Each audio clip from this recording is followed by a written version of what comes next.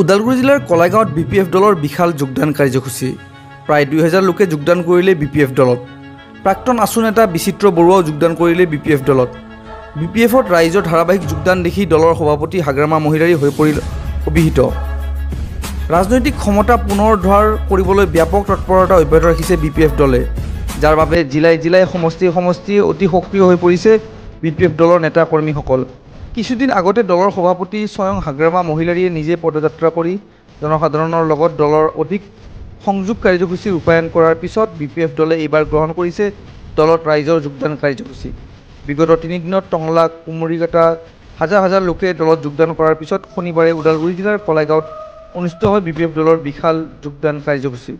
কলাইগাঁৱৰ প্ৰগতিশীল জনমঞ্চত অনুষ্ঠিত হোৱা ৰাজহুৱা সভাত দলৰ প্ৰতি অনুকূলতা প্ৰকাশ কৰি সভাপতি হাগ্ৰামা মহিলাৰীয়ে উপস্থিতিত কলাইগাঁৱৰ সমষ্টিৰ বিভিন্ন প্ৰান্তৰ প্ৰায় 2000 লোকে BPF দলত আনুষ্ঠানিকভাৱে যোগদান কৰে। এই ক্ষেত্ৰত চাওক আমাৰ এক বিশেষ প্ৰতিবেদন।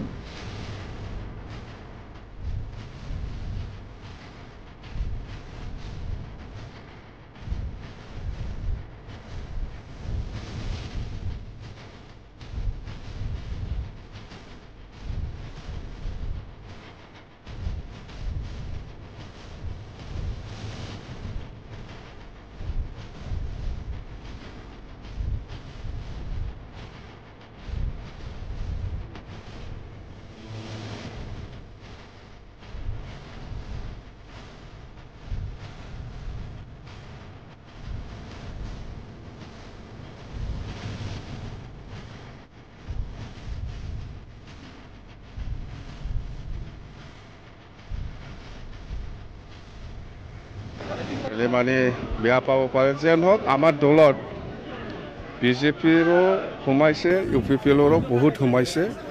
জনসংখ্যাটো কম্পেয়াৰ কৰিলে BJPতকৈ UPPL বেছিকৈ সোমাইছে। 1500+ আজি BJP আৰু UPPL মিলাই পেলাই, আৰু কিছুমান কংগ্ৰেছৰো আছে, UDFৰো আছে।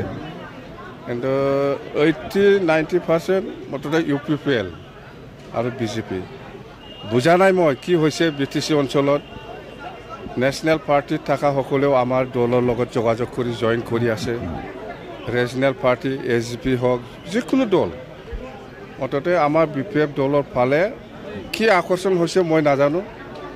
মুঠতে এই যোৱা 3 বছৰত UPPL যে একো কৰিব পৰা নাই, BTC অফিচটো মানে সংগঠন চলোৱাৰ নিচিনা চলাই আছে, সেইটো চবেই বুজি পাইছে আজিৰ দিনত। আৰু আপোনালোকে চাওক, আগৰ দিনত BTC অফিচ বহুত ভিৰ আছিল, সব ডিপাৰ্টমেণ্টৰ অফিচ বিৰাট ভিৰ আছিল। কিন্তু আজিৰ দিনত BTC অফিচটো শ্মশান নিচিনা হৈ গ'ল। এইটো কিয় হৈছে? তাৰমানে BTC অফিচত গ'লেও একো নাপায় ৰাইজে। কিবা স্কিম বিচাৰিব গ'লেও কোনোবা EMOক লগ নাপায়, বা MCLক লগ নাপায়, বা প্ৰমোদ বড়োক লগ নাপায়, বা যদিও কেতিয়াবা লগ পাইছে একো নাপায়। সেইটো ক'ৰ পৰা হৈছে? ডাইৰেক্ট APSU অফিচৰ পৰাহে BTC অফিচটো কণ্ট্ৰল কৰে। সেইকাৰণে এইবিলাক বিশৃংখলা হৈছে। আৰু আজিৰ দিনত কোনোবা নাথ যোগী, কোনোবা মুছলিম সংগঠন, বা কোনোবা কোচ ৰাজবংশী হওক, বা বেংগলী হওক, বা যিমান জাতি জনগোষ্ঠী আছে, এই BTC অফিচটো সকলোৰ কাৰণে আছিল। কিন্তু ছিংগল APSU অফিচৰ পৰা আজি কণ্ট্ৰল কৰি আছে। APSU অফিচে যি ক'ব সেইটোকে প্ৰমোদ বড়োৱে কৰিব লাগে।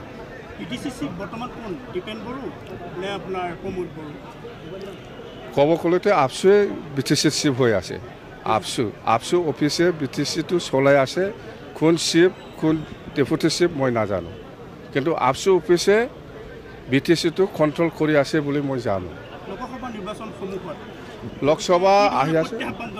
লোকসভা আহি আছে। আমাৰ স্পষ্ট কথা, BPF দলৰ পৰা ওদালগুৰি দৰঙৰ পৰা আমি নিৰ্বাচন খেলিব, আৰু কোকৰাঝাৰ লোকসভাৰ পৰা